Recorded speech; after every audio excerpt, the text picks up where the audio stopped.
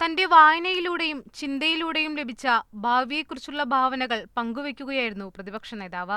Professionalism ഇല്ലാതെയും പുതുമകൾ സൃഷ്ടിക്കാതെയും പുതിയ കാലത്ത് മുന്നോട്ടു പോകാനാകില്ല. സാങ്കേതിക വിദ്യകളുടെ സാധ്യതകൾ കണ്ടറിഞ്ഞ് ആധുനികവൽക്കരിക്കാനാകണം.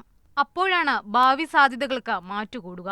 ഇപ്പൊ നമ്മൾ ഏത് രംഗത്ത് പ്രവർത്തിക്കുകയാണെങ്കിൽ ഇപ്പൊ കേരളത്തെക്കുറിച്ച് ചിന്തിക്കുമ്പോൾ അടുത്ത 5 കൊല്ലം കഴിഞ്ഞാലുള്ള കേരളം എന്താകണം, 5 കൊല്ലത്തെ പേഴ്സ്പെക്റ്റീവ് എന്തായിരിക്കും, 10 കൊല്ലം കഴിഞ്ഞാലുള്ള കേരളം എന്താകണം, അത് മാത്രം പോരാ, 2050 കേരളം എന്താകണം എന്ന്, ഒരു 1/4 നൂറ്റാണ്ട് കഴിഞ്ഞാലുള്ള കേരളം എന്താകണം എന്ന് തീരുമാനിച്ചുകൊണ്ട് അതിന് പ്രൊപ്പോഷണൽ ആയിട്ടുള്ള തയ്യാറെടുപ്പും മുന്നൊരുക്കവുമാണ് ആ 2050 നമ്മുടെ ഇതിലേക്ക് ചെല്ലാൻ. ഫ്യൂച്ചർ സമ്മിറ്റിൽ Media One vice chairman P Mujeeb Rahman അധ്യക്ഷത വഹിച്ചു.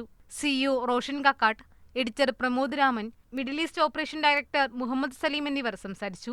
Chief secretary V P. Joy, Eastern Group chairman Navas Meeran, Infopark CEO Sushanth Kurunthil, പ്രമുഖ സംരംഭകനും എഴുത്തുകാരനുമായ SR നായർ എന്നിവർ വ്യത്യസ്ത മേഖലകളെ അധികരിച്ച് സമ്മിറ്റിൽ സംവദിച്ചു.